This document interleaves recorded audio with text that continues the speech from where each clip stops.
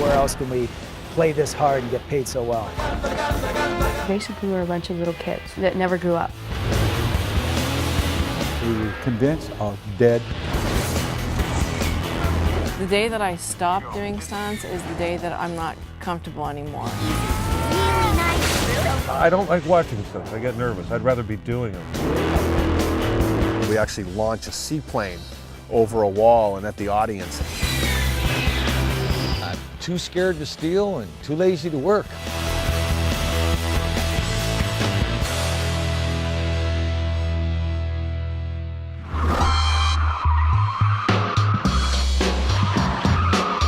We grew up in Fly by the Seat of Your Pants because they didn't have all the technical stuff. We didn't have all the people didn't give a shit about safety. Production manager say, well, can you do it or can't you? Like, I haven't got the money to put, dig up the ground. Right? You're going to do this or not? Oh yeah, I can do that. I can do that. And you have no clue how to rig this. So, you get your heads together that night, I think this will work. I think if we do this and we do this, it'll work. And after it was over and it worked, we had a little thing after we were wrapped, we say, well, fooled them again. So it became a thing that you had pulled the wool over their eyes because you had no freaking clue what was going to happen to you, sometimes. Go, go, go, go. Quit? Did it quit? Okay, it quit. Just steer it off. We'll get the other car. Are we out of gas, maybe? I had an opportunity to join a thrill show and attempt a motorcycle jump. I did 8 cars, landed successfully and went, you know what, this is for me. I don't want to have a 9-to-5 job. I think I'd enjoy doing this. Did the thrill show circuit for a couple years, doing motorcycles and snowmobiles. I held several world records. Got into the film industry and just progressed from there.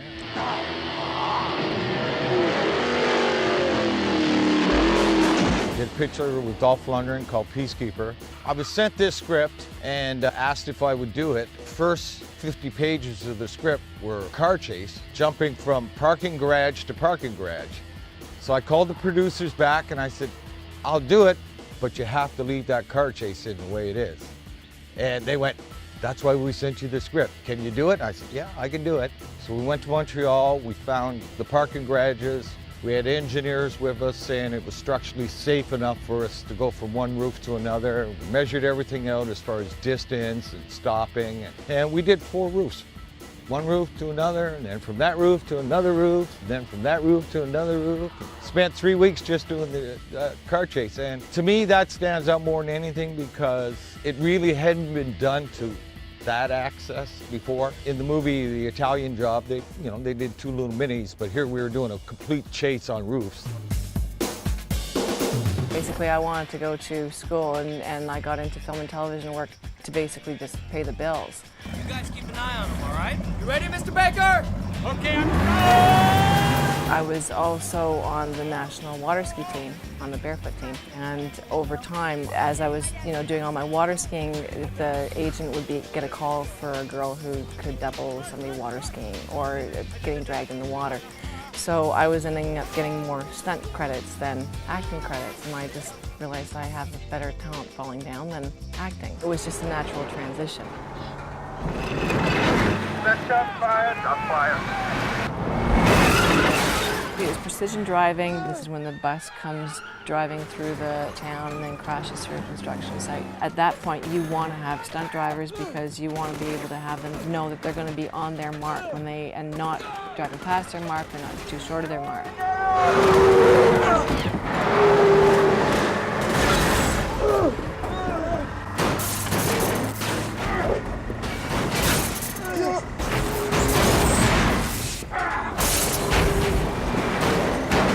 I grew up doing rodeo and riding horses. I had a motorcycle, dirt bike when I was a kid and stole my mom's truck on the farm and drove it stupid out in the fields. And martial arts, I got into training in martial arts and became a martial arts instructor, had my own schools and everything, but the main goal was because I knew I could use it in film eventually someday. I started out doing extra work. Right away, I would gravitate towards the stunt people if there was anybody doing stunts on set. And you get that one lucky break, so you better do it right the first time because if it's not, goodbye.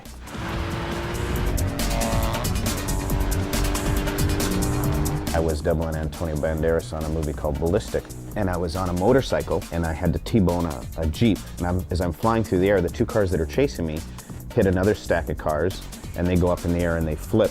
They roll right over top of me in the air. Basically, they jump over me and crash on the other side of me. Well, we had 1 second of timing difference that once I was launched in the air, the cars were right behind me, and I had to fall away as the cars went over top of me.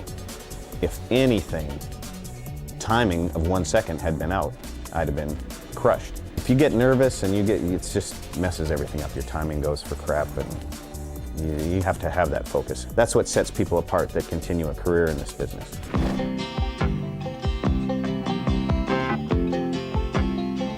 Just a good old boy, never meaning no harm. Well, I worked on Dukes of Hazzard for 7 years. I did every episode of the Dukes of Hazzard, and that was a treat in itself. Jumping cars, flipping over cars, crashing cars, driving the General Lee every day. I drove the General Lee, the orange Charger, for probably 90% of the time. John was a very good driver, so he was, but you know, we can't let him do all that stuff. Robin Hood. We were the pioneers of jumping cars, and I still have a world record, I guess, 230 feet over a train.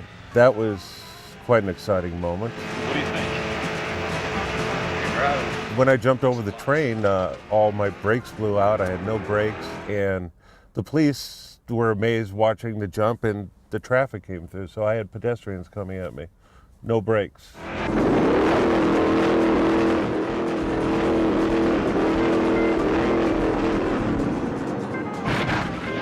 So I took the car underneath a 10-ton truck, and I moved the truck about 4 feet, and the hood came in through the windshield right up to about here. And start, you know, and I'm strapped in, I can't move. So, you know, there's all sorts of little close calls.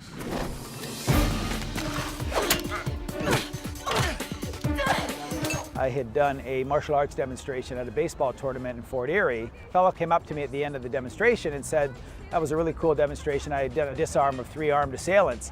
And he said I could really use that in my movie. And a few weeks later, he had called me and had me come out to the studio and choreograph this fight sequence for him. I had just about started my electronic engineering degree, so I didn't want to give up my education. I wanted to finish my education first.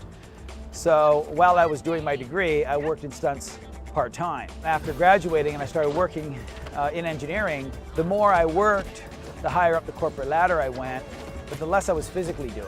Stunt work was starting to become more frequent, and I was traveling a fair bit more, and the opportunities were there for me to start doing a fair bit more work. So I made a decision in '83 to just quit the electronics full-time and go into stunts full-time. Basically went from a nice secure job, my father was ready to kill me, and go down to a 0 income and start working for myself. And almost 300 movies later, here we are today. I started doing stand-in work and extra work. And I always had a desire since I was a kid. I wanted to do stunts. And I just always wanted to do it. I just dreamed about being a stunt person. Hanging around the young stunt guys and learning from them. Finally one day, I'd go out and help, 3 in the morning, raining, help build catch rigs for guys doing falls just to learn the business. And hopefully one day someone would let me do a stunt. A guy named Ken Kurdinger hired me on Friday the 13th, Part 8, Jason Takes Manhattan. You can't get the adrenaline pumping without the terror, good people. And I got strangled by Jason and thrown to the floor and tossed off a boat, and so that was my first real stunt gig.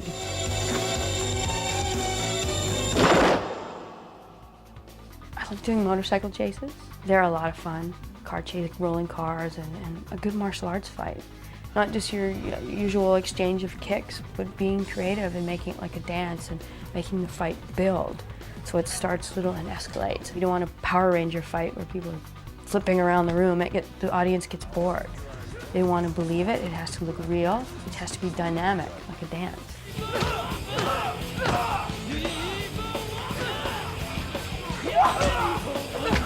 Basically, we're a bunch of little kids that never grew up. And we get to fight, and we get to crash bikes, and we never have to grow up. We just remain kids, and we have this silly, very light attitude towards life. You have to really enjoy it. And 99% of stunt people love their job. They look forward to going to work, and the crew really enjoys that energy. They're always very worried about us, and be careful, and everybody likes the stunt people usually.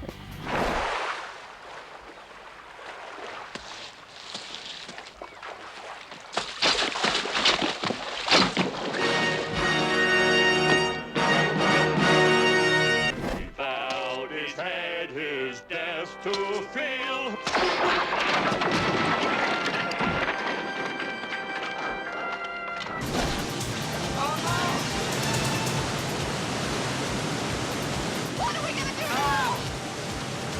Jump!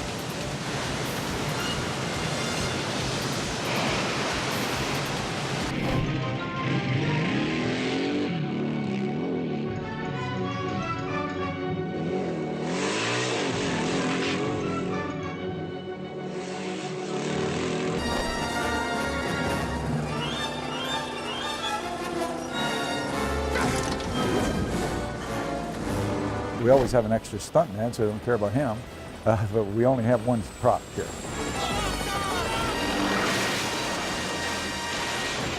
He has 2 pails of gasoline, and he's got to put them up on this hook and balance it, and there's fire on the floor, like he's walking on a grate, like a barbecue grate, and the fire's underneath of it.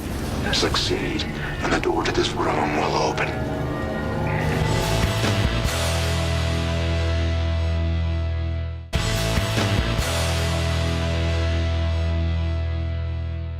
The preparation that goes into doing a stunt, it is amazing. You just don't go in there and do it. It's been done before, but there's so many different facets. It's a precise science.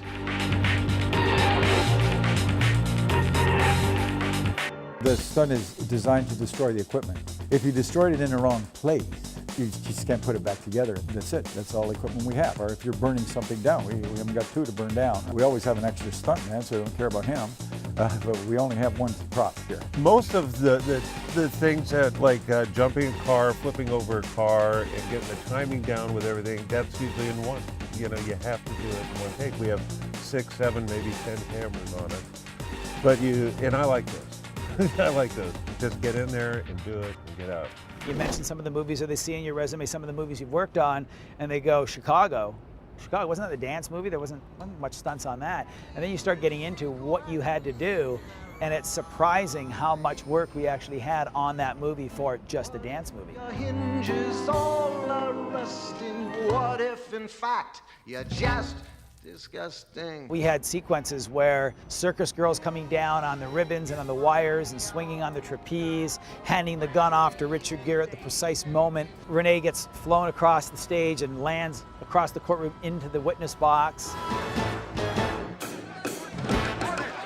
There's a sequence for Reach for the Gun where I had 10 dancers all in one sequence being manipulated supposedly by Richard as the puppet master. So we had this whole ensemble of professional dancers, and I had them jumping 10 feet in the air, throwing flips, throwing twists, landing, and this was all one shot, no cuts, to the entire time that Richard was singing Reach for the Gun.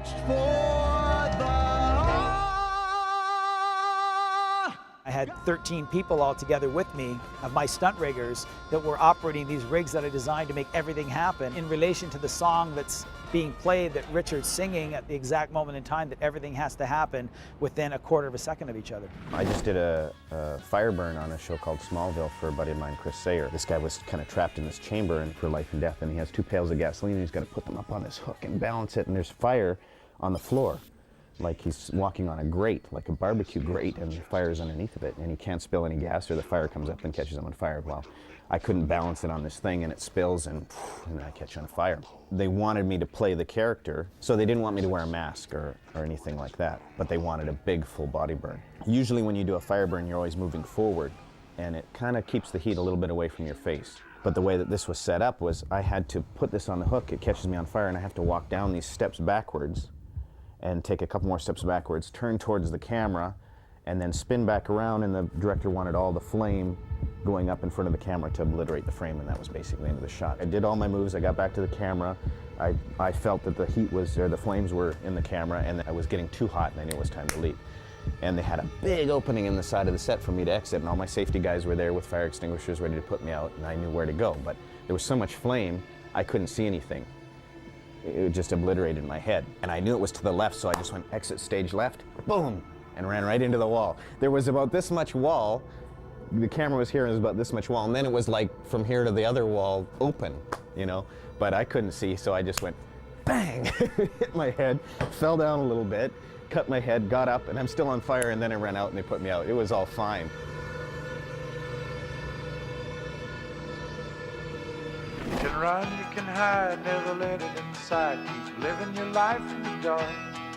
I did a movie with Kenny Rogers called Six Pack, and one of the stupidest stunts I did was crash a car into a wall at 110 miles an hour. They bump again and again. Wait a minute, we have a terrible crash.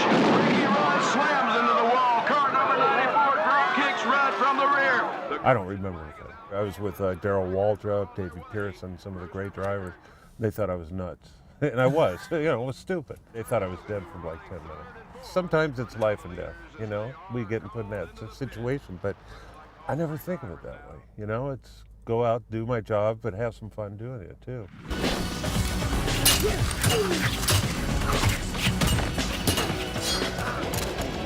Mila was really enthusiastic, quite to my surprise actually. My knowledge of Mila was that she's a supermodel, and you've seen her on the L'Oreal ads and different billboards all over the place, and never really knowing her to be an action-oriented actress. Obviously, she'd done a few movies before that, but again, nothing to the level of what I read in Resident Evil 2. It was basically non-stop action sequence with a few lines of dialogue in the middle, here and there. The actors' faces have to be on the screen, and when they see the behind-the-scenes footage now, they can see whether or not it's a double, whether or not it's face replacement with the computers now, whether the actress is in front of green screen, that type of thing. So what I strive to do is get the actor's face and body on the screen in real time and real elements as much as possible. Alexander Witt, the director, had a vision of Mila running, and the storyboard showed her running horizontally across our surface. The camera then does a 90-degree turn and then tilts down slightly, and now you start to see what's happening in the background. And she was running in 20-foot bounds down the side of the West Tower to the tune of 285 feet. And the camera starts to tilt down to show the hundreds of feet off the ground that she is. And then it rockets down towards the ground, keeping her in the center of the frame for the whole time, passing her, going below her, and then stopping 20 feet off the ground and letting her run past it as she approaches the ending, where she cuts her rope, jumps off, and fights 6 guys at the bottom.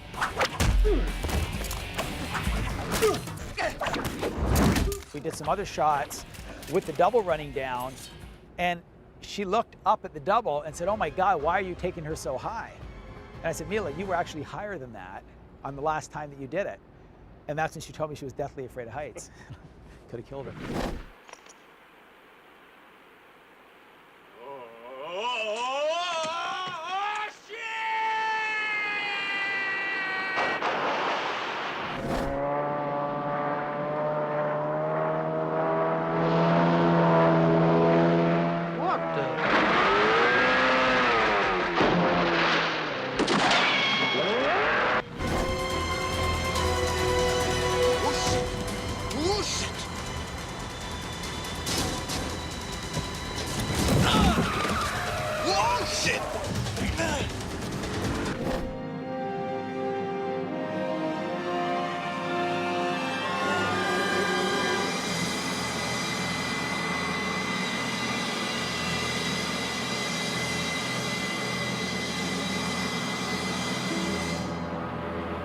I'm out of here.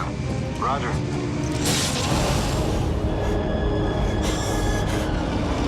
What the hell is he doing? 5 Lima, where are the cases?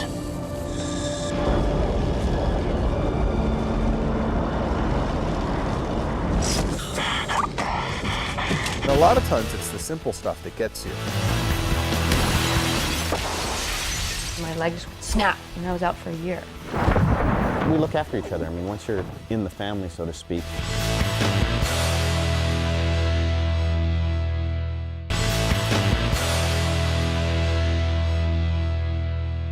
I like to think that I've been in this business about 40 years, and the good news is that I only hurt for 35 of them. You can work into your 70s, 80s years old, but it depends on what you really want to do. I've had a few good bumps on the head and a few broken bones. I haven't had to have anything replaced. I don't have any plates in my skull.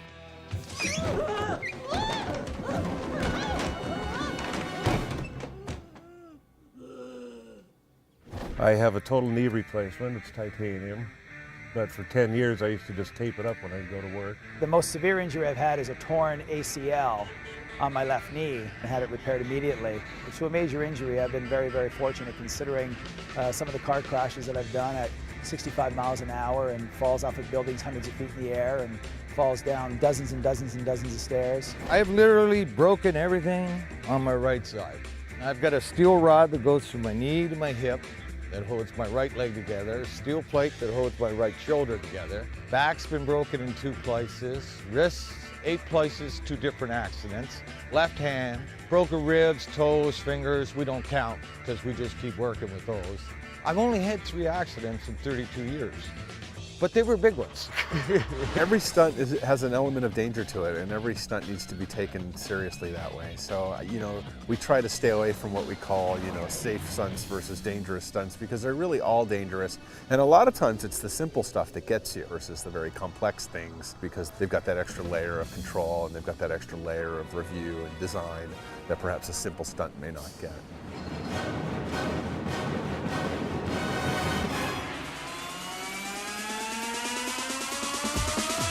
When you get lackadaisical, it's easy stunts that bite you. And that's how I busted my left leg. I was jumping off a parking garage into a bed of a pickup truck. It was a granny stunt, I like to call it, like real easy. I did 1 take, easy, and I just took it for granted on the 2nd take and tried to stick the landing and stand up, but it was raining and the bed of the truck got wet and my legs would snap and I was out for a year.